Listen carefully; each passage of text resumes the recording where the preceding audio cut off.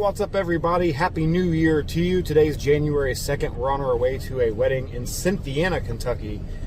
But it's not Ashford Acres.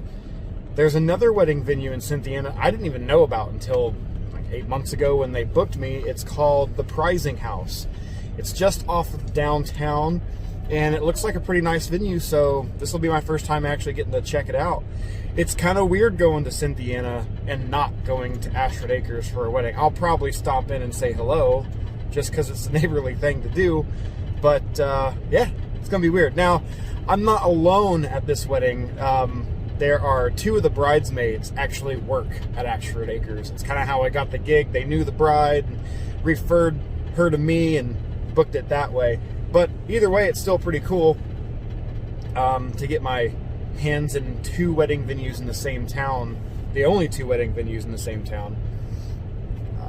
It's kind of a long drive. It's about an hour and 30 minutes to Cynthiana from my house, but it's always well worth it. Anyway, I hope you enjoyed the New Year's wedding. They weren't heavy dancers. I kind of thought they would be. Just reading the room during the ceremony, they were a much younger crowd. They seemed really ready to party. I don't know if it's just reluctance from COVID, because the set that I played would have put most weddings just, on the banger list. But yeah, they seemed really timid. They still got out there and had a good time, but as you can see from the countdown, they weren't like this super high energy crowd.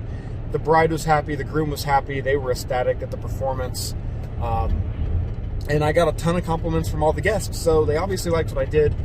So, that's kind of been the norm with COVID. It's been a one or the other situation. You've had absolute just parties, or you've had that. And I had a ton of chair dancers. A lot of people danced in their chairs. So, COVID may be to blame. I don't know. You can't win them all. I don't put that one down as a loss.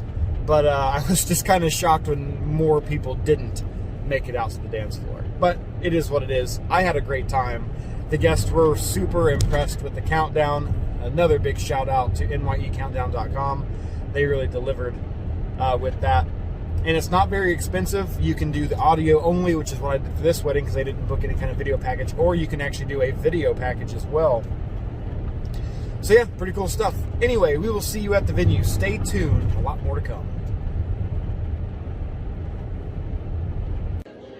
All right, everybody, we're back, and we are all set up here at the Prizing House. See the setup back there. Went with a much smaller, compact setup than what we normally would. Usually have the 4 sets of totems, but they have to move stuff out of this room, couches, furniture, out during the flip. So we went with a much smaller, condensed setup than what we normally would. For 200 people, we usually do a lot bigger of a setup. But I have the Wash FX2s up on top of the speakers, the QSC K12s, and we got up lighting around the room. Really highlighted the sweetheart table there where the bride and groom are going to be. And we got these pillars highlighted. There's no uplighting in the other section of the room because that's where they're having the ceremony. During the flip, they're going to move tables in there also. But we're going to go check it out. It's really, really pretty. Got hundreds of candles everywhere. It looks awesome. Come check it out. You're good.